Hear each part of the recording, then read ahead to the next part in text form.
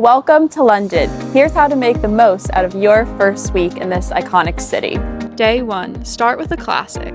Hop on a double-decker bus and tour the city. Pass by must-see landmarks like the Houses of Parliament, Big Ben, and Buckingham Palace. Don't miss the changing of the guard. Day 2. Explore the history.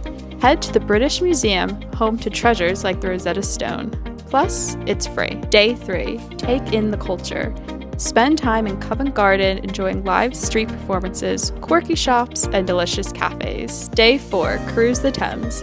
See the city from the water with a boat tour. You'll get amazing views of the London Eye, Tower Bridge, and the Tower of London. Day 5. Explore the East End. Wander through Brick Lane for street art, vintage markets, and some of the best curry in the city. Day 6. Relax in the parks. Spend a day in Hyde Park or Regent's Park.